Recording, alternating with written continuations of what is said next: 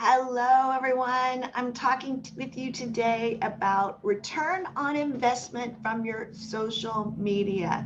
This is a question that I get a lot is I just don't know how to measure my ROI, if it's worth it, if it's working, or it wasn't worth it. I did it and it didn't work. So let's talk about how do you measure your return on your investment.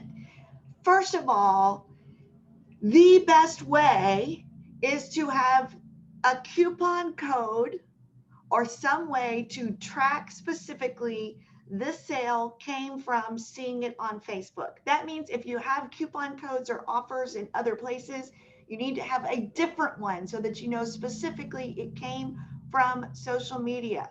For my crash course, when I offer it out on Facebook, I have a Facebook code. If I share it on LinkedIn and offer a discount on LinkedIn, I have a LinkedIn code so that when people use that code, I know specifically that's where they came from. Or most of the platforms have tracking pixels. So if you're running ads, you can track clicks to your website from that ad. And then even further, you can collect checkout, people that completed a transaction so that you know that they came from Facebook or from Twitter or from LinkedIn. That is the best way to measure direct sales from social media. But that is not the only value there is, excuse me, to track in social media. In my 8 years of business doing this, managing social media for small business clients, most of them don't have a coupon code or a specific offer.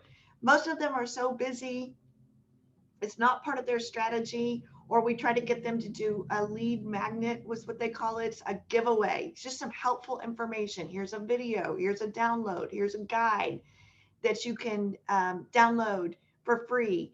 And so we can track the conversions of we sent people to the website and this is how many people downloaded those. That seems to be few and far between in the small business customers that we have worked with over the past 8 years.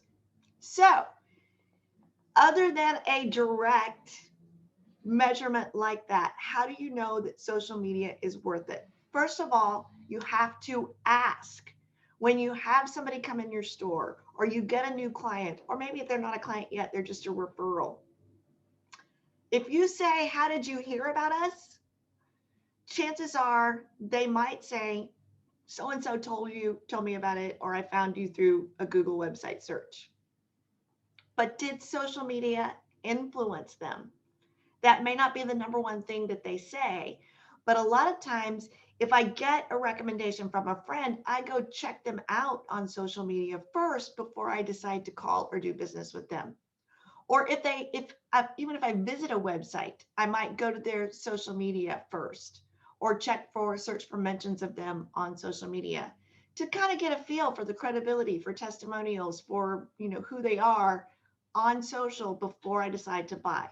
So you need to ask not just how did you hear about us, but have you seen us on social media? Have you checked us out? Have you seen us anywhere on social media? Because that'll give you a good gauge of, yes, social media might have influenced this person.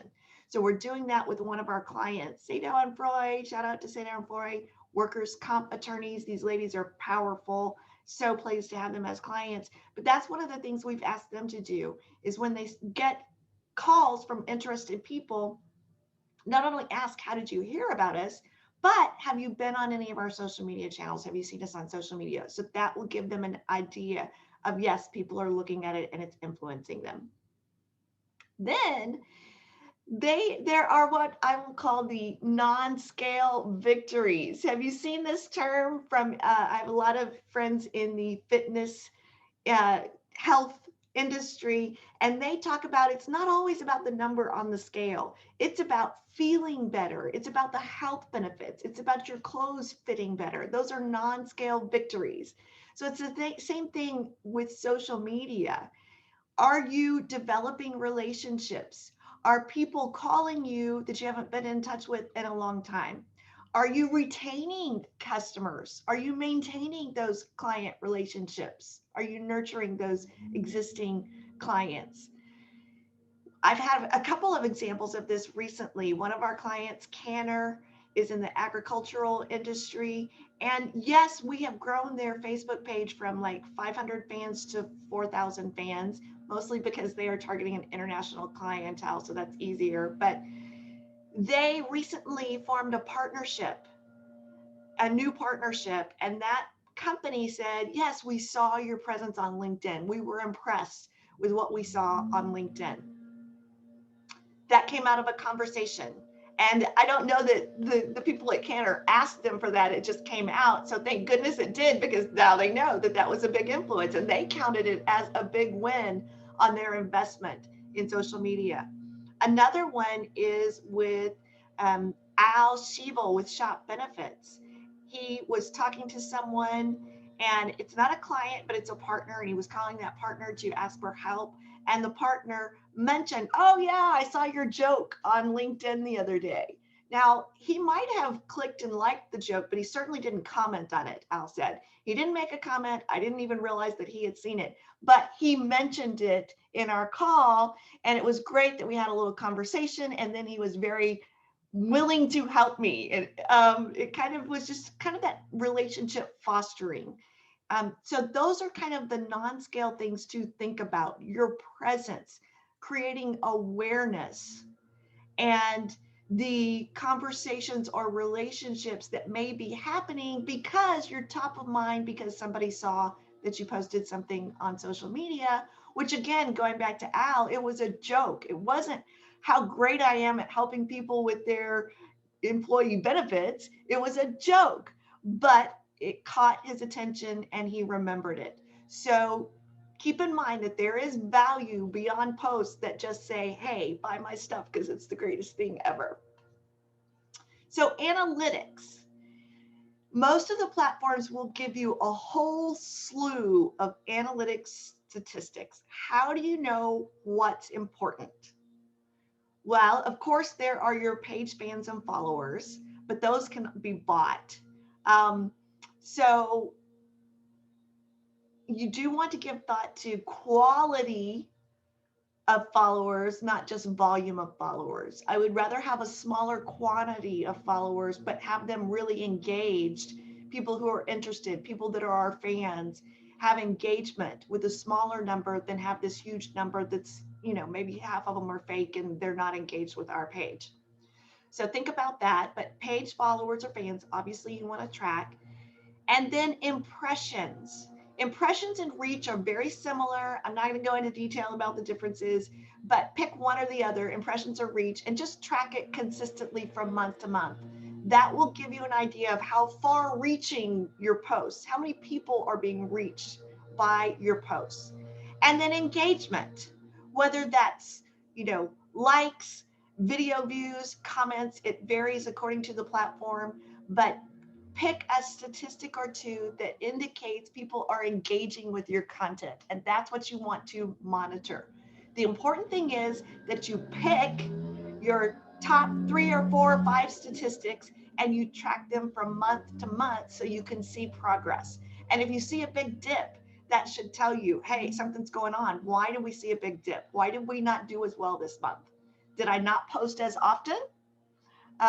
Or was our content not as engaging? The same thing with a spike.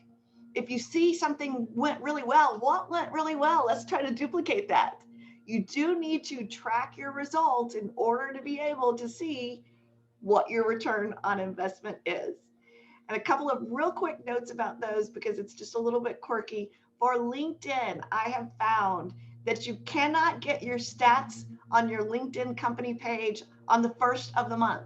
You have to wait until day 2 or day 3 before those stats show up on LinkedIn.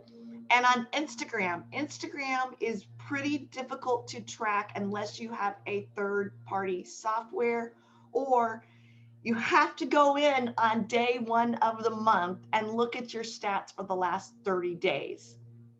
And then you have to count by post and add them up to see exactly how many comments you had, how many likes you had, how many impressions you had. So Instagram is harder to track unless you have a third-party app, like you're scheduling through Hootsuite, or we use Loomly or Social Pilot. If you have a third-party scheduler app, then you may be able to get those Instagram stats easier from that program. I hope you found this helpful. Let me know your comments and your thoughts, and thanks for joining me today on Work Together Wednesday.